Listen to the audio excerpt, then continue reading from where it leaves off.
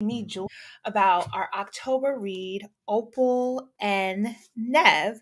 We'll be doing part one of the discussion for this book by Donnie Walton. And if you have not decided about whether or not you are going to join in for the read this month, let me tell you. This is such a fun audiobook listen. It feels like you are turning into a music documentary, listening to this as an audiobook. They have an entire cast, so it's not just one person reading.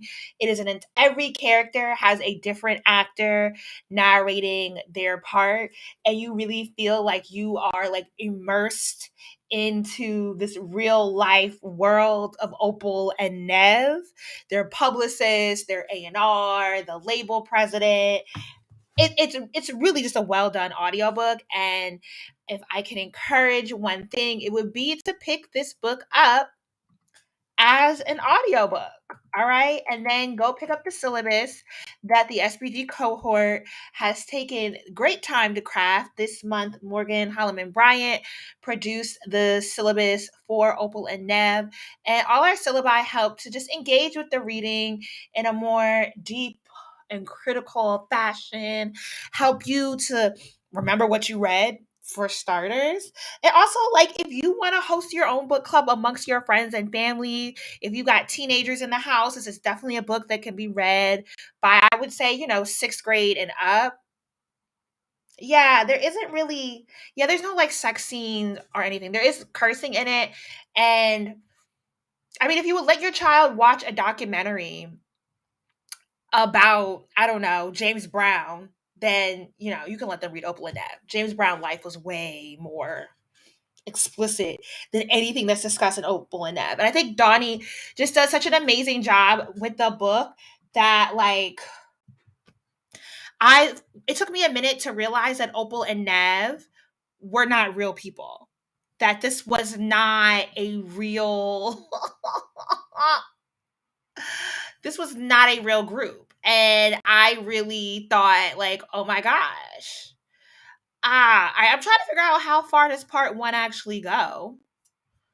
Do we have page numbers? We should.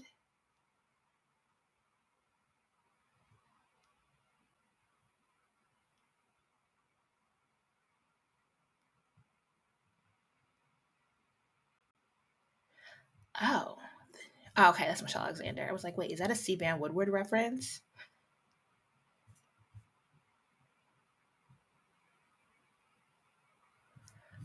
Sorry, y'all. I'm just trying to. All right, well, we're just gonna get into part one, which is the beginning of the book. You know what? I listened to this as an audiobook.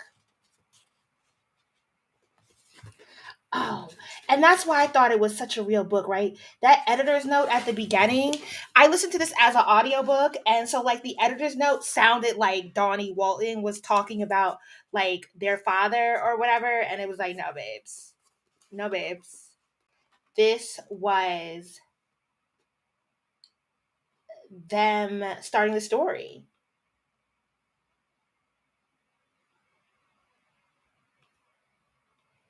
It's crazy.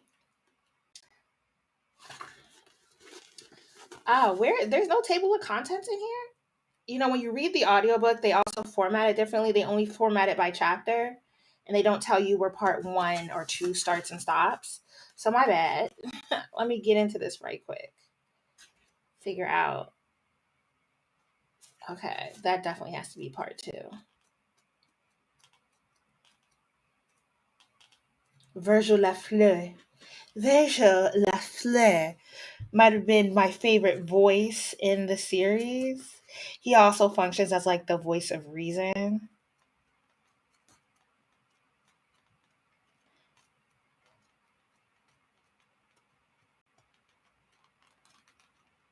Maybe that is.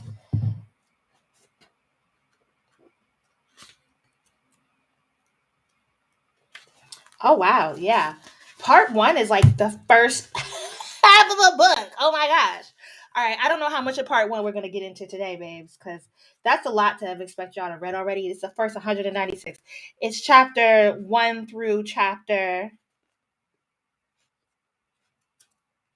Let me see here. 13 or 14, I believe. Oh, girl. Let me just do it the easy way. Why am I scrolling back? Another editor's note. My God.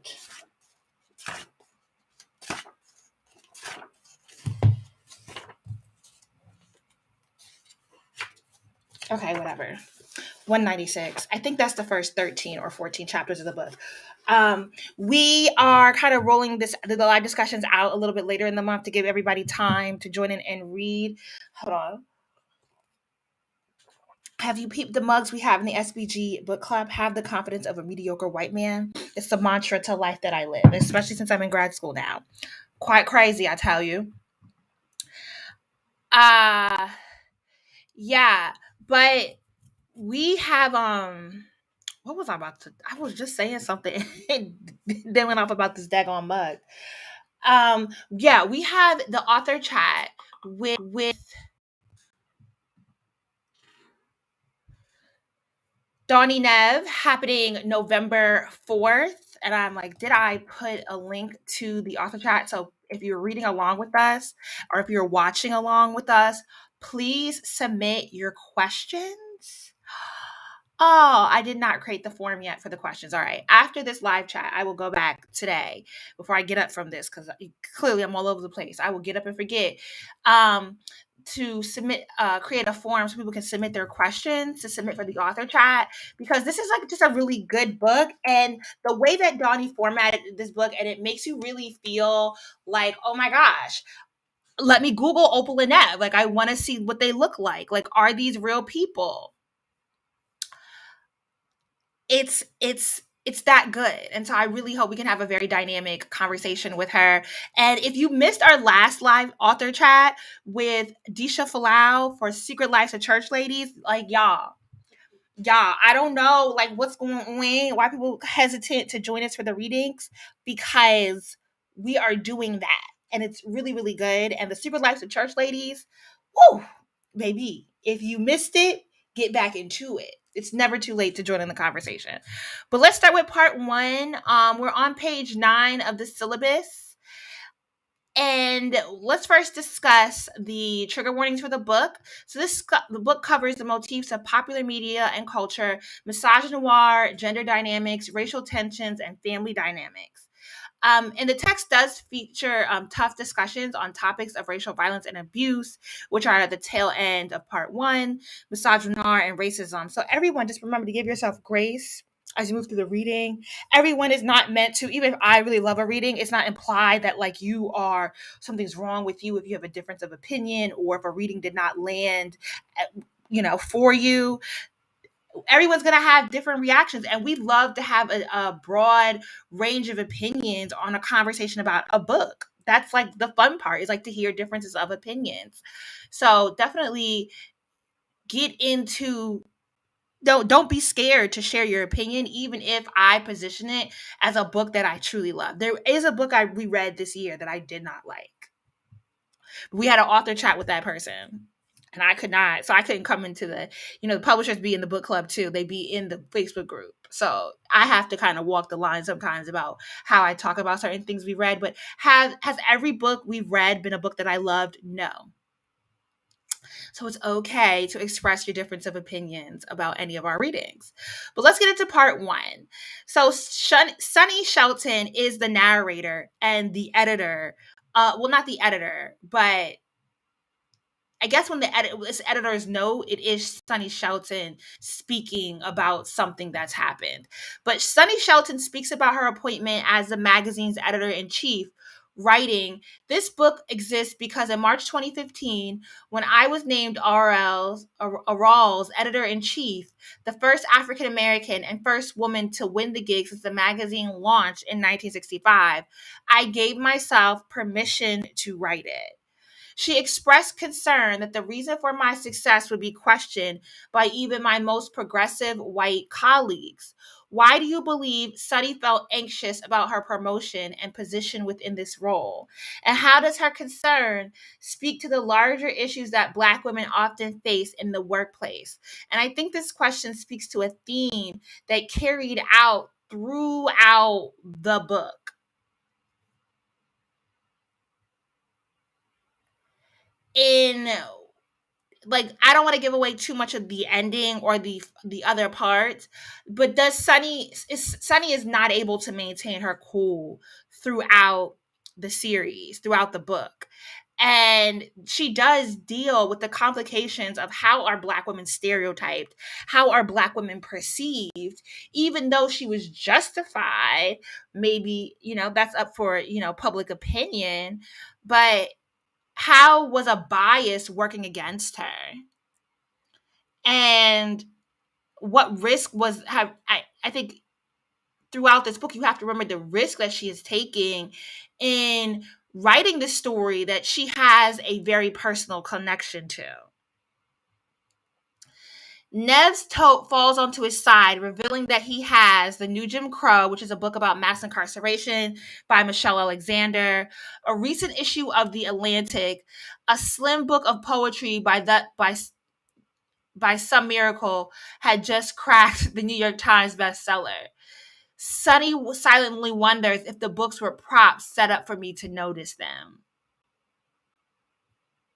What inferences have you made about Nev's character given Sunny's assumptions and their additional assumptions that other readers and are there additional assumptions that other readers could make as well?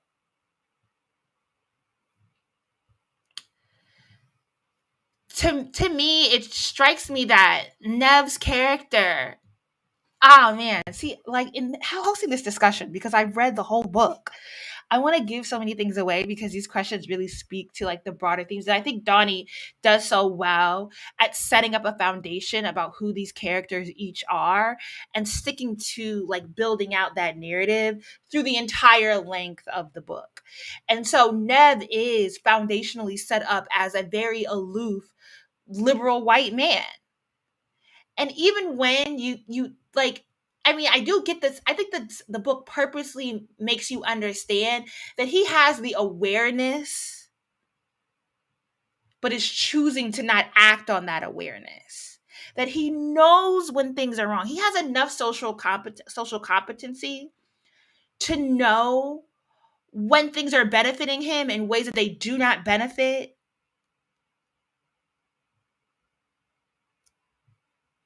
Opal,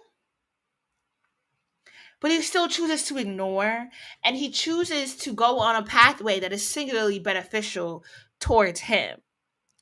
And so this scene where Sunny is she in at his home, and then later on in the book she ends up on his private plane, but she's in an intimate space with Nev, and a tote bag like strategically gets knocked over. It's kind of, well, it's left to the reader to assume or decide whether the knocking over of this tote was an intention because it was supposed to reveal the contents of the tote and make Nev seem like, oh, look at all his cultural awareness. He's reading The New Jim Crow by Michelle Alexander.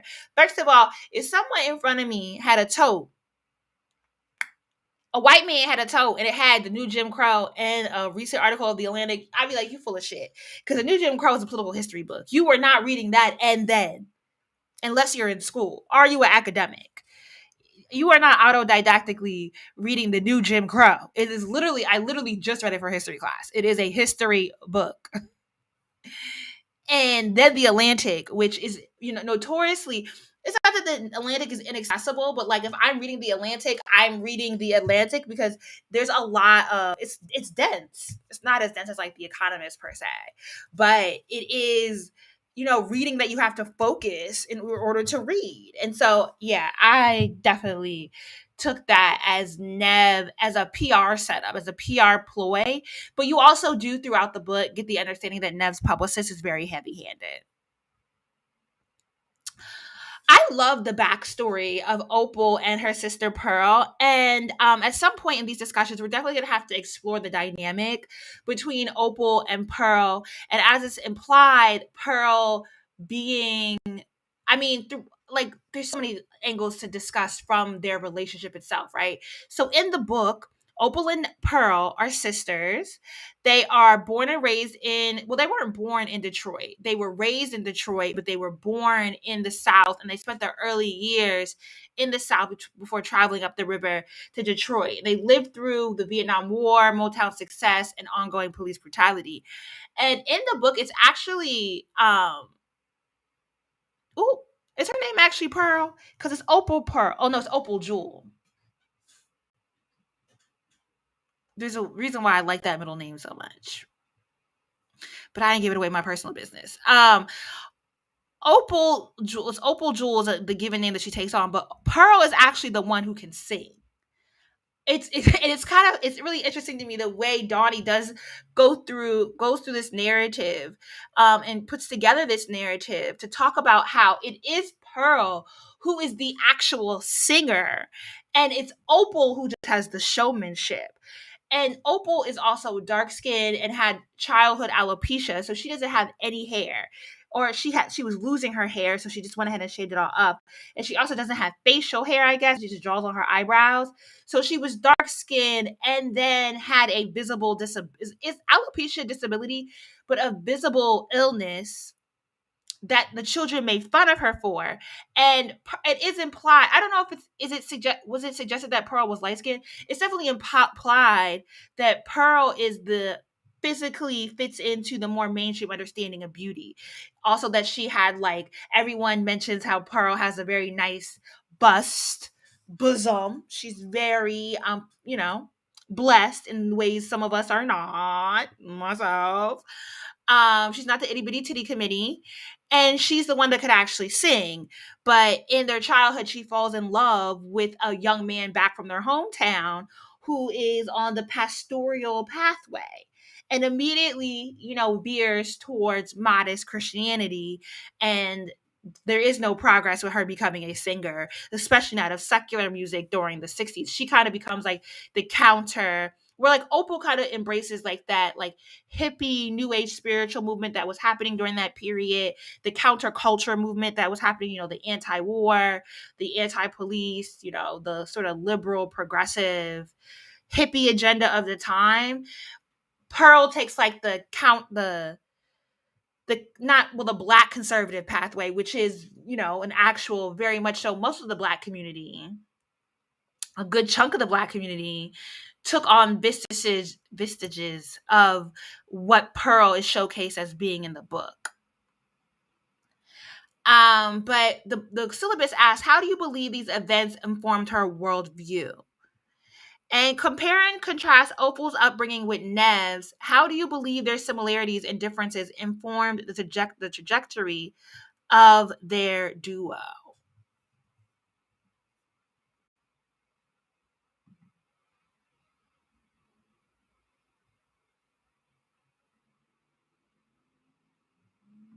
I kind of got that from Nev when Howie made horrible remarks about Opal's color shortly after they saw Opal and Pearl. Yeah, it was at least implied that Opal was definitely the darker skinned of the two, and that they're like, we definitely get like the colorism. It's not heavy handed in the book. It's not like, oh, we have to have these heavy dialogues about like somebody besmirking her dark skinnedness, but it's a very strong theme throughout the book, um that I think is actually really well done, because Opal is such a confident character who understood that even though she might not have the singing talent that like her sister had, her ability to like even become a even for a brief period, a notable person meant so much to a broader range of women.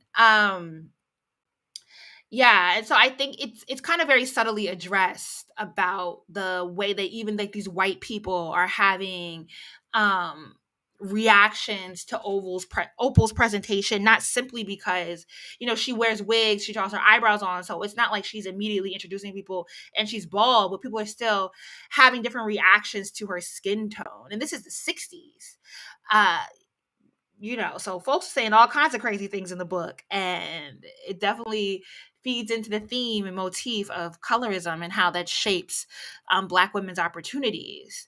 And I think when we compare and contrast Opal and Nev's upbringing,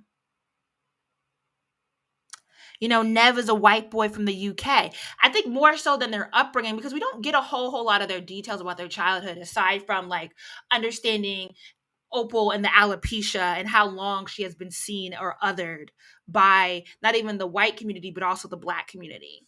Not even just the white community. Versus Ned doesn't, we don't get, we're not getting either of their childhoods, quote unquote, but we do kind of get their coming into the music industry. And Nev just kind of is hapless. He's not particularly talented, but it's not that nobody's saying, oh, so and so is better.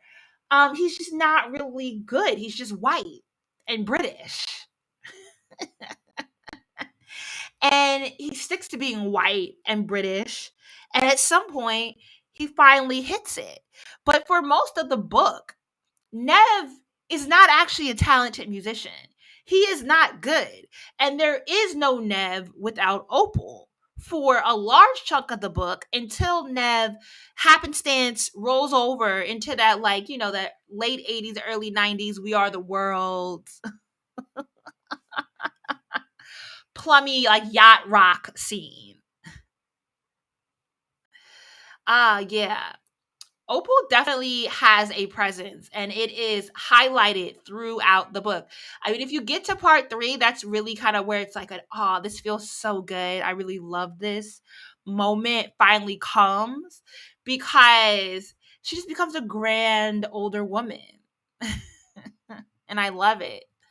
Bob Hawes, if you listen to the audiobook, it's always Bob Hawes, Bob Hawes, Bob Hawes.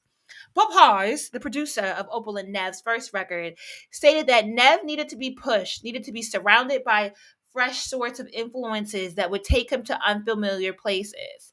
Nev then speaks about the segregation rampant across the country during his tour and notes that reaching Detroit, Opal's hometown, was a turning point in their search for a bandmate. What do you make of Nev's team desiring to find a Black woman to strengthen his appeal or success? That nigga ain't have no culture. He had to colonize. He's a colonizer. And the fact that, like, he got to colonize, in music off the strength that he is a British man and not even a talented singer is just like, ooh, what?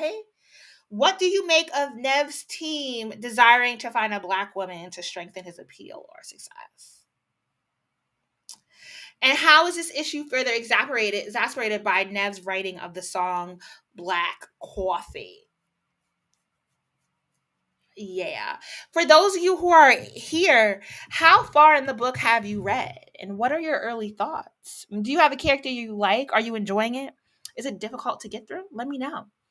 But to answer this question, what was it about, like, what is the setup that's being given here when we come to understand that, like, Bob Hawes and Nev were specifically looking for a Black woman to add to the Nev's act and make up for all the ways that Nev lacked. Like, they were filling a hole with a Black woman, and that's who they were looking for. But Nev was also having a hard time going into Black spaces in the segregated South because he was a minority and he was uncool. And the Black folks there were not giving him the time of day because they were like, you think just because you had a British accent, you finna pull up here and be socially accepted. Well, he ain't a nigga, but you know what I mean. Get on, get out. And then they get up north where the segregation is not, racial segregation happened in the whole country during Jim Crow. But I guess there's more co-ed spaces in which he could go into, and that's essentially how he ends up finding Opal. And then later on in their career, once they already have an album, there's one album out, I think it's his second album that they're working on, and he writes a song, talking about the struggle of a single Black mother. a white man writing a song about a single black mother's struggle. Mm. Yeah, the book definitely talks about how this is absolutely Opal, grows up in the era of Motown. Like she's in Detroit. And this is like the mode, but that's what was, that's what was a little murky to me because I think at the point where Opal and Nev are coming together was like the 70s. Was that still the era of Motown? Why as like a rock band duo? It took me a while to realize, oh, they are a rock band. Like they are a punk rock band. And why in that era was a black woman needed? Maybe it was more Parliament. Cause that's definitely once Bob Huz and Nev found Opal, it was very much so giving me what was the group of women that were in George Clinton's band named with the Funkadelics? They weren't called the Funkadelics. In George Clinton's documentary, they actually talk about how he used black women as part of his act and how he was exploitative of the black women and didn't pay them, but they were a necessary part of his act in order to for them like for his continued success. And yeah, a similar. I would actually kind of correlate it more towards the Funkadelics and that sort of like the Sun Ra, the sort of psychedelic act that was happening during that time period, more so than like Motown and doo-wop music.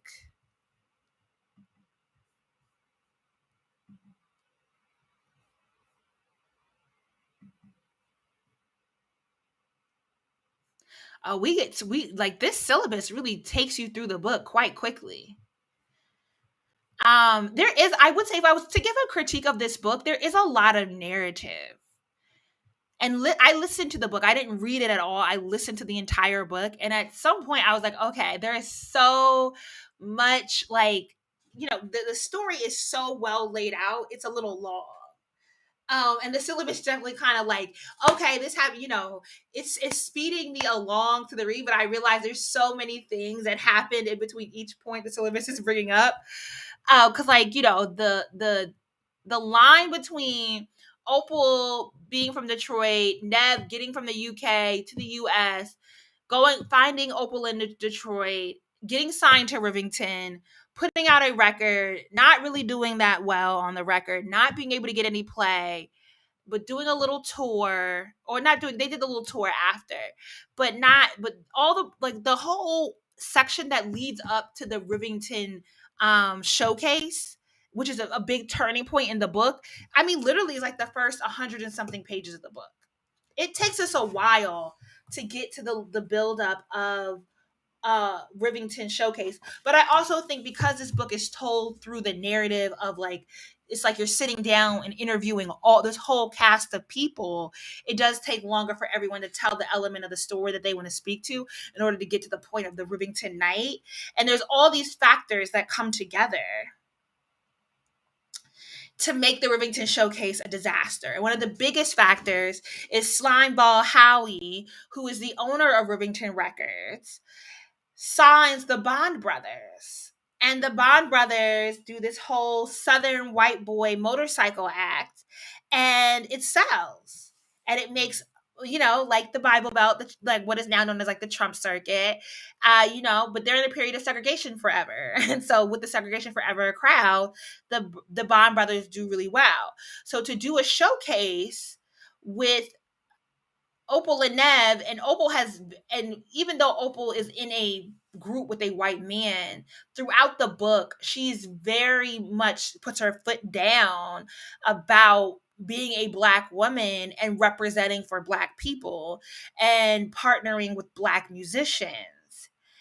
And so for her and their black band to get on stage with a group who is going to wave the Confederate flag, they have the Confederate flag on their drum kit.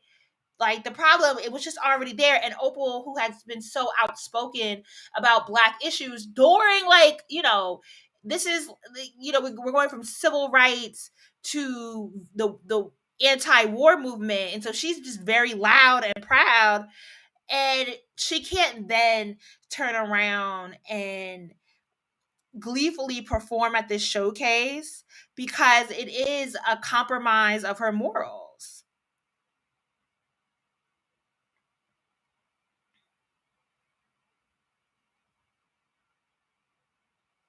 Mm. This is very true. The world always looks to Black women as tastemakers to add clout to any situation.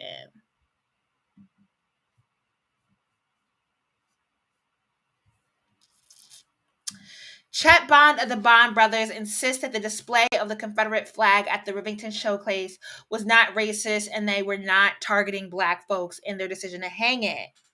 Mm. So who was you targeting, BB? The syllabus asks, "What is your understanding of and stance on usage of the flag? Do you believe that the Confederate flag inevitably signifies racism? And how do white people support or fail to support Opal in the presence of this flag? What is the role of white liberalism and complacency and violence against Black women?"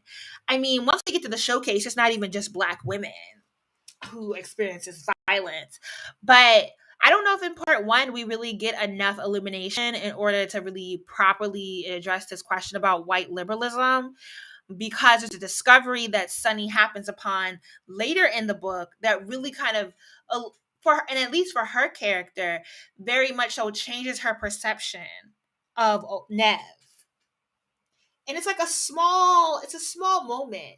Because when we get to the Rivington showcase, we get so much detail about what's happening that night. You know, Virgil Lafleur's perspective, the young women from the Duoc group that were like, "Oh my gosh, the Bond brothers were just so violent, and the motorcyclists from Florida, and we were so scared." And yet, Jan and I were in the bathroom.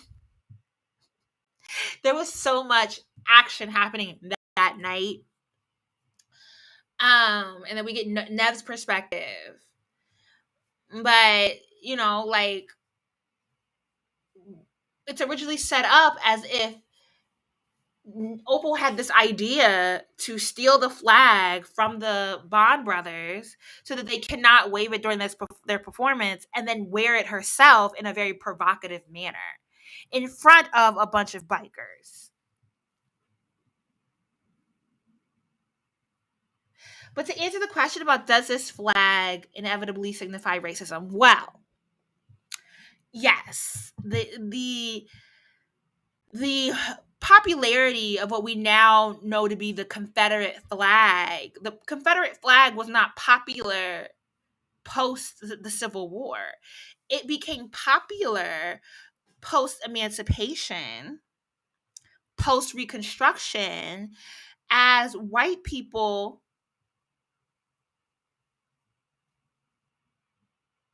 were fighting amongst themselves to define what whiteness would actually mean. Because whiteness, up until emancipation, had relied on the institution of slavery, and that it was black, white, and other. And black was not human, it was chattel slavery, and white people were the powerful ones. And then you end slavery, and you now have people that you have to, on some levels, recognize as human beings. And you know, C. Van Woodward in is it The Origins of the New South, says that because the New South is what you would actually call the Southern United States post the Civil War, post emancipation. The Old South would be antebellum South with slavery and plantations. And the New South, as it fought to understand like what it was its role in industrialism, in agrarian versus an agrarian lifestyle. uh you know, Woodward says the question of white supremacy is which whites will get access to the power. And I think the Confederacy is kind of like the popularity of the Confederate flag is sort of an output of that fight, that especially like, not even, it's not rural whites, but that like middle class white people wanted to be able to reframe the war that caused them to lose. And so the Daughters of the Confederacy came about in the early 1900s. and said, "Oh, look, this is a flag and we should wave it, and we're going to take this away from a lost cause over being able to maintain black people as slaves versus us fighting for state rights." And so they just codified the language of celebrating what allow of being able to celebrate feeling at least superior to black people. The Confederate flag literally means racism. That was a very convoluted way to explain it, but in class, I'm looking down at my history book that I have all tagged up. This is what I've been reading for the past week or so, and she definitely gets into uh, the the the the the making of the Confederate flag as a popular image in white culture. And she actually is it in this book? I think yeah, in this book she actually is it this book or is it another book I read about like talked about white women? Baby, I'd be reading so many different things. I'd be getting tired. Oh yeah, domestic reconstruction, white homes, black mammies, and new women. About white women's role and how historical analysis has actually overlooked the role of white women in the making of Jim Crow modernity. But yeah, okay. Sorry for the history lesson, y'all. But to answer the question, to me, absolutely historically, the flag is a representation of racial violence and white people justifying their right to disenfranchise black folk and being able to kind of congeal that culture under a banner. Mm. I think when it comes to Opal, particularly in the night of the Rivington showcase, a whole host of white people fail her. From Bob Highs to Nev, fail her and Jimmy. Absolutely. Speaking of Jimmy, have y'all gotten to the part where they discuss her affair with Jimmy Curtis, who happens to be the father of Sonny Shelton? And Sonny never got to meet her father because he was murdered while her mother was pregnant. And Opal was having an affair, but she had a brief affair, and it was not an ongoing affair. And I think that is one of the questions that I would have about this story that Sunny has crafted in her head about how horrible Opal is as a person. Opal was 19 and had a brief sexual and Charles an entanglement with Jimmy that was then ended like mutually by the both of them, but they were still had a working friendship, and maybe they have a little bit of intimacy, so they have a better knowledge of each other. And I understand Sunny's mother not liking Opal, and I guess because her mother raised her that Opal becomes like the boogeyman. But like the affair was so, I mean, it was also the affair, and then maybe Opal is to blame in the mother's eyes for Jimmy's death. But how do you believe the relationship, this affair, is motivating Sonny's work? And what impact do you believe this affair has on the relationship between Opal and Ned? It is suggested in the book that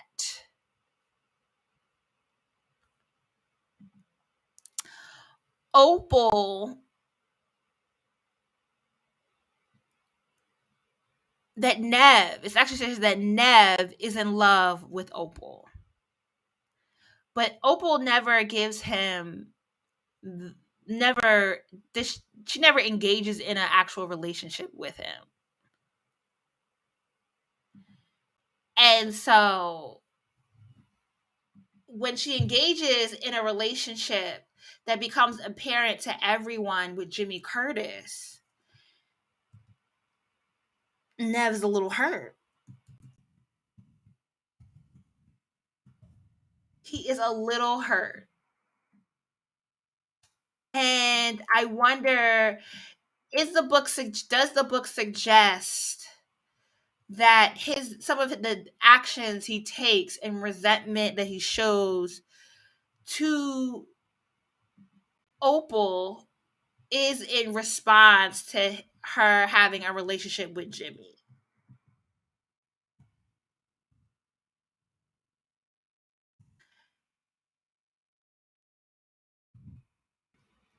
It's like, okay. Yeah, I really didn't like Nev. Like by the end of the book, I definitely didn't like Nev. I was so over him. I don't know how much he hmm hmm.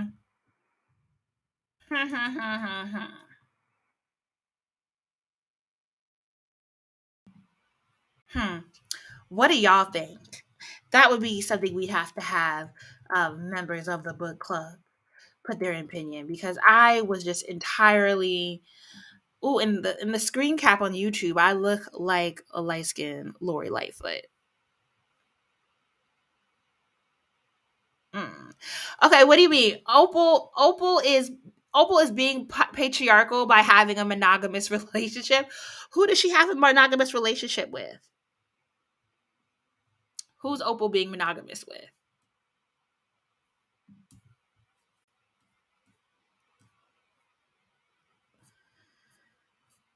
Oh man, yeah.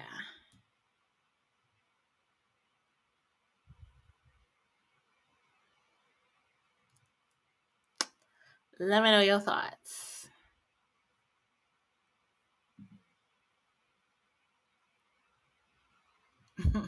Not with Nev. I do think like Nev is such a Nev is such like a woe is me. The world revolves around me, white man. But no, but I do good and I'm an ally to the blacks. Look at how I've supported the blacks. I am a supporter of the blacks. Trademark TM 2021. I support the blacks. But it's like, oh, you're such a herb. Like I really don't like him. By the end of the book, it was over for me. But all right, that's it for our discussion of part one. Next week, Morgan and Dr. Nicole will be coming back to sit down for part two and then part three. And then I will see y'all know the beginning of November for our author chat with Donnie Walton. I'm going to get together all the incidentals, all the creatives for that, because I realized I didn't even put the flyer. I gotta put it on the website. I got a whole string of work I gotta do, and it's wash day. I gotta wash my hair. Thank y'all for supporting. If you haven't already, oh my gosh, you see how much I love this candle? This is like when I write, this is the candle that I burn. This and clarifying, which are in my bedroom because I also do work in my room. But our aromatherapy candles are here to help you get through a bevy of scenarios. We have focus, we have clarifying, rest, a loving ethic, which I like when I have company coming over.